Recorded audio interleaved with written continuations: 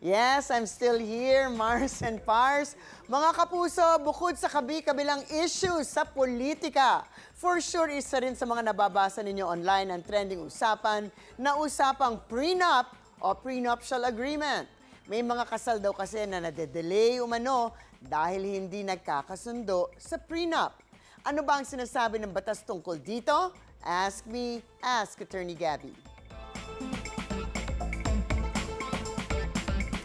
Attorney, sa mga curious dyan, ano ba kasi ang mga dapat nakalagay sa prenup?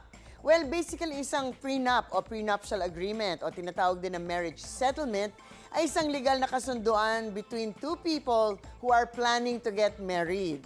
Ito ay kasunduan tungkol sa kung ano ang iiral na property regime once ikasal ang dalawang ito. That is, kung anong sistema ang gagamitin para ayusin ang kanilang property at income, kung paano na ito pagsasamahin o paghihiwalayin once they get married. Ito ay dapat signed ng both parties na involved at dapat pirmahan lamang ito bago ikasal. Once ikasal sila, ay nako, hindi na pwede pag-usapan yan. So bakit importante ang isang prenup? Kasi kapag wala pong prenup, ang magiging property regime ng mag-asawa ay tinatawag na absolute community of property.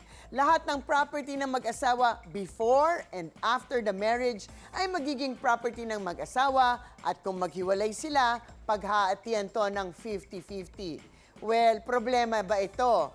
Well, kung si babae ay may lupa, halimbawa, may lupa na 100 million pesos ang value bago ikasal at si lalaki, zero. Wala siyang ambag sa kasal nila. At kinasal sila ng walang prenup, ang 100 million pesos property ay magiging joint property nilang dalawa. At kapag naghiwalay sila, 50 million na magiging share ni babae na dating 100 million at 50 million si lalaki. Uy, unfair naman yan, sabi ng iba. Well, kailangan kayo gumawa ng prenup, absolutely, para hindi absolute community ang magiging automatic property regime ninyo. Ano pa ba ang choice? Actually, this is what I always tell my students. Ang pinaka-fair pa rin para sa akin ay ang tinatawag na property regime na conjugal partnership of gains. Ibig sabihin, sa property regime na ito, ang magiging co-owned property lamang ng mag-asawa ay lahat ng pera at property na ma-earn nila habang kasal na sila.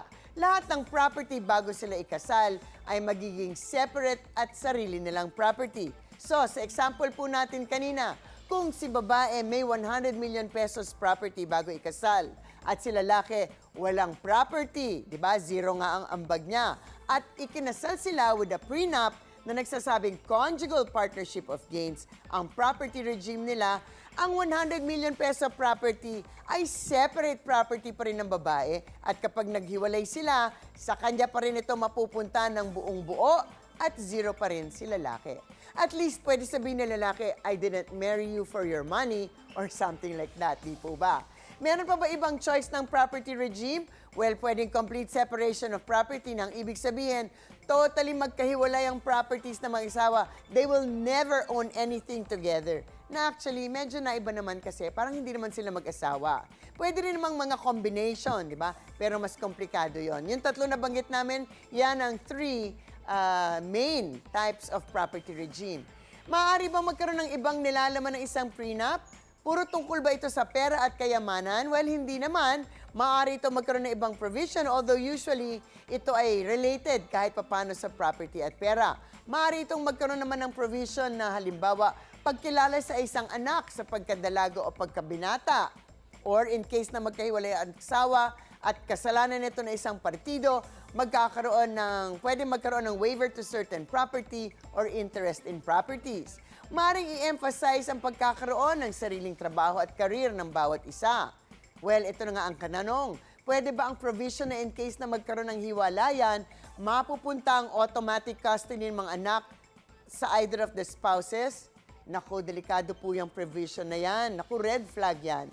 Dahil ang issue ng automatic custody ng mga bata ay isang issue na hindi dapat gawing issue tulad ng property at pera, di po ba? Baka ito ay maging issue against public policy and good morals and good custom.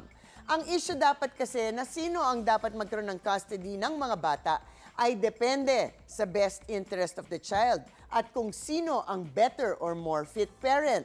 At depende din yan sa age ng mga bata. Dito po sa Pilipinas, usually kung ang bata ay less than 7 years of age, halimbawa, ay hindi ito ihihiwalay sa nanay unless may finding na hindi siya fit to be a parent. In any case, ako, I will always push for a prenup. Hindi po ako believer in absolute community of property. Fair pa rin ang conjugal partnership of gains. At ito ang mas malaking issue. Huwag naman on the day of the wedding or malapit na yung wedding, biglang ilalabas at papipirmahan ito. Nako, believe me, napakadami ng wedding ang hindi natuloy dahil sa ganitong pamaraan. Dapat maaga pa lang, pinag-uusapan na it's better to talk about things nang wala pang gulo para kwentas klaras ang lahat ng bagay. Ang mga usaping batas, bibigyan po nating linaw para sa kapayapaan ng pag-iisip. Huwag magdalawang isip. Ask me, ask Attorney Gabby. Ikaw, hindi ka pa nakasubscribe sa GMA Public Affairs YouTube channel? Bakit?